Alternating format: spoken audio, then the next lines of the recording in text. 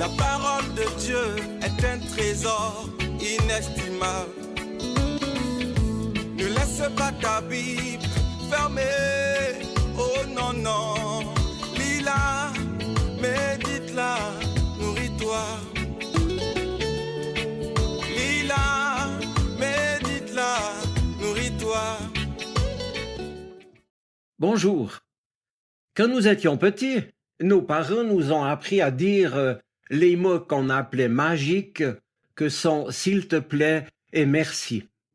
Eh bien, est-ce de cela dont Jésus nous parle dans ce récit de Luc 17, les versets 11 à 19?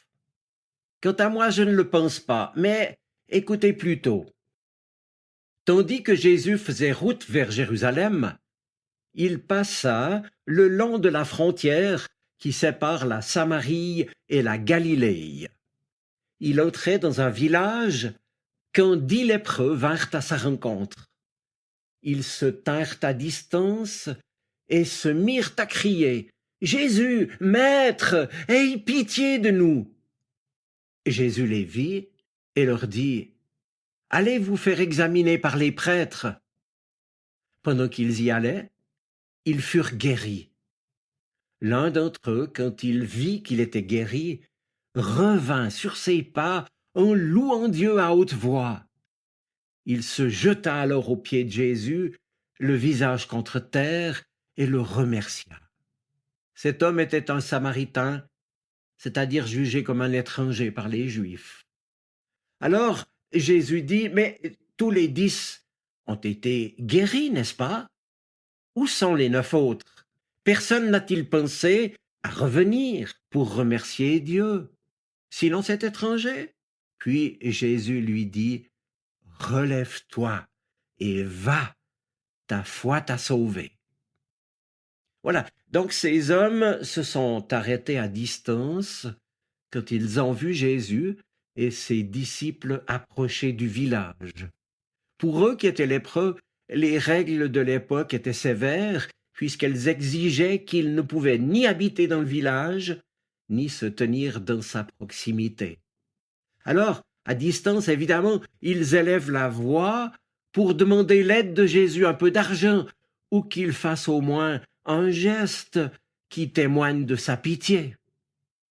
Oui, au temps de Jésus, en Palestine, avoir la lèpre, c'était encore plus qu'aujourd'hui être condamné à vivre en marge de la communauté humaine. Et la législation de la loi juive dans le livre du Lévitique précisait que le lépreux doit porter ses vêtements déchirés et ses cheveux dénoués, et qu'il doit crier « Impur, impur !» tant que son mal durera, et il devra demeurer à part, loin des autres. C'est en Lévitique au chapitre 13. Bien sûr, Jésus a entendu qu'on l'appelait. « Jésus, Maître, prends pitié de nous !» Oui, 10 lépreux sont là, compagnons de misère, mais résolus à saisir leur chance, la dernière chance peut-être de leur vie, puisqu'ils sont rejetés, mis à l'écart par leurs contemporains. Alors ils se tiennent à distance par habitude, et peut-être aussi par crainte d'indisposer Jésus en osant s'approcher.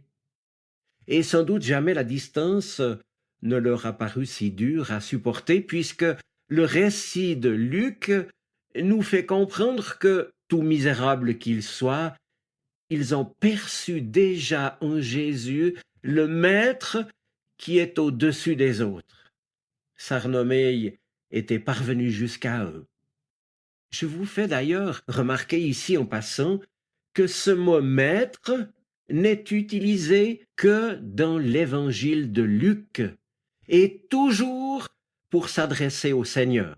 En fait, ce mot « maître », on le rencontre 6 fois dans l'évangile de Luc dans des circonstances qui sont Pierre dans la barque au chapitre 5, les disciples dans la tempête au chapitre 8, puis Pierre en chemin vers la maison de Jairus et sur la montagne de la Transfiguration, c'est au chapitre 8 et 9, Et puis lorsque Jean s'exprime en descendant de la montagne de la transfiguration, et enfin justement au chapitre 17, dans ce cri des 10 lépreux qui appellent Jésus à l'aide.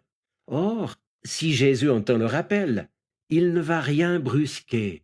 Il respecte la gêne des lépreux. Et il ne leur dit pas, mais approchez, approchez donc, je vais vous guérir. Mais avec beaucoup de douceur, de délicatesse, de doigté, il leur dit, allez vous montrer aux prêtres. Et cela, parce que d'après la loi, il revenait aux prêtres de faire le constat officiel de la guérison quand il y avait guérison, puis d'offrir divers sacrifices à la charge, bien sûr, de la personne guérie et à la mesure de ses possibilités financières.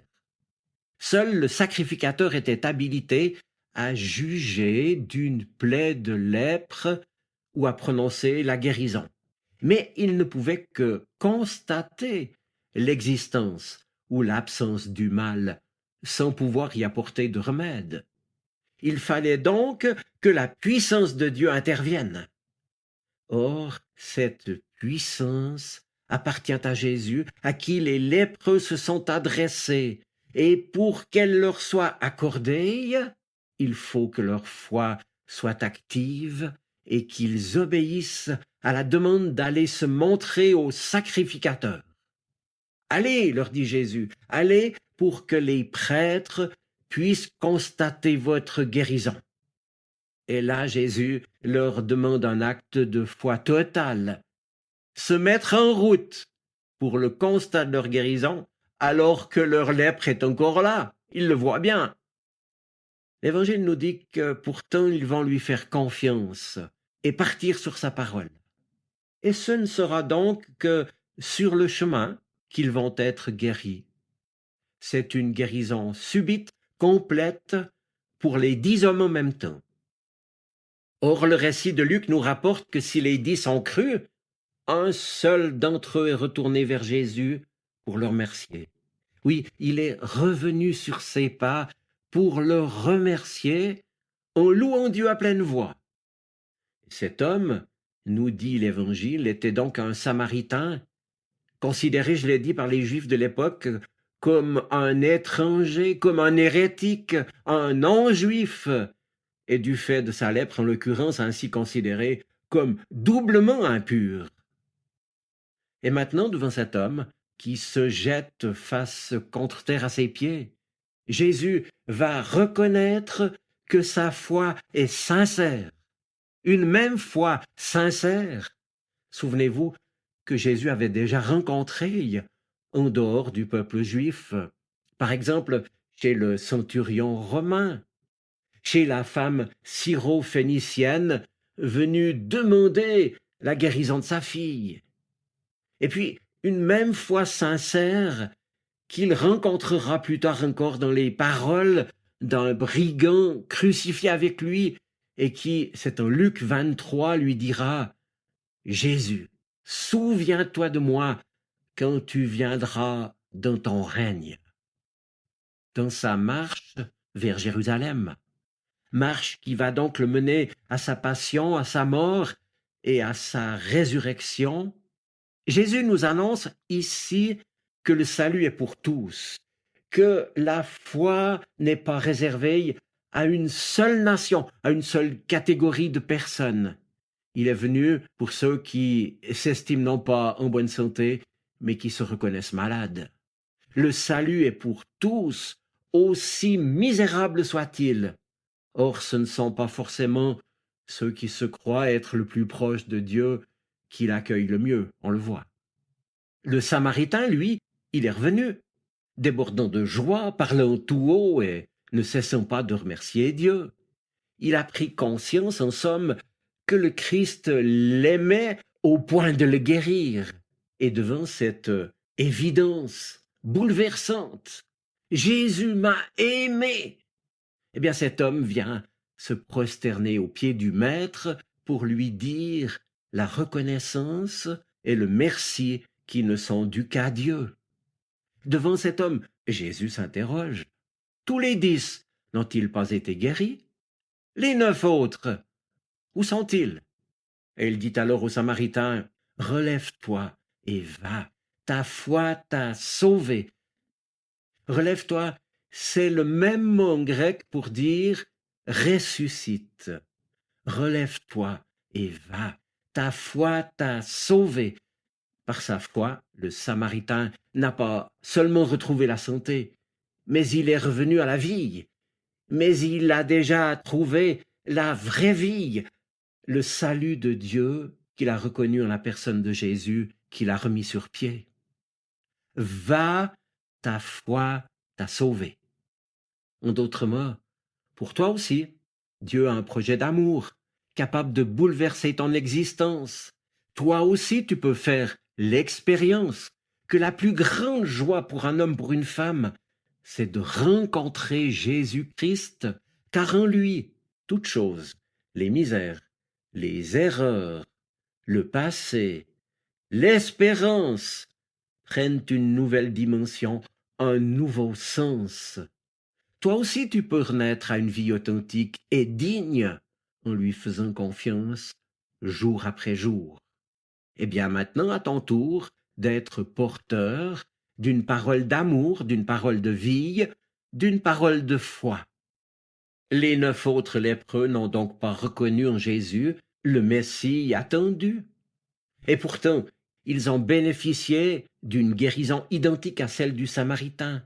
Mais ils n'ont pas été capables de faire demi-tour pour exprimer leur reconnaissance, pour changer de vie.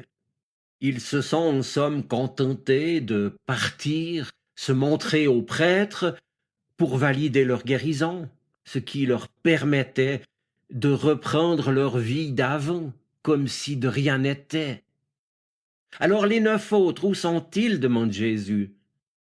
Ce qui est certain, c'est que, conscients de la puissance et de la bonté de Dieu en leur faveur, ils n'ont pas été jusqu'au bout de leur démarche de foi. Ils ont oublié la reconnaissance due à celui qui a fait pour eux bien plus que tout ce qu'ils avaient pu espérer. Bien sûr, ils vont profiter de leur guérison, mais sans vraiment changer de vie, et puis sans un regard pour celui qui l'a permise, sans voir qu'à travers leur guérison, Jésus leur adressait un signe plus fort encore, les invitait à une vie abondante. Mes amis, ce récit ne nous fait ni la morale, ni ne prétend, vous l'avez compris, nous apprendre la politesse, mais il nous montre pour que notre foi en Jésus puisse aller jusqu'au bout, puisse parvenir à son objectif, qu'elle doit nous conduire à un changement de vie profond et puis à la reconnaissance. Dieu ne nous demande pas des choses extraordinaires, des choses compliquées ou coûteuses. Non, il nous demande simplement notre confiance, notre foi et notre reconnaissance. Je vous souhaite une bonne semaine. Soyez bénis. Amen. La parole de Dieu est un trésor inestimable. Ne laisse pas ta Bible fermée.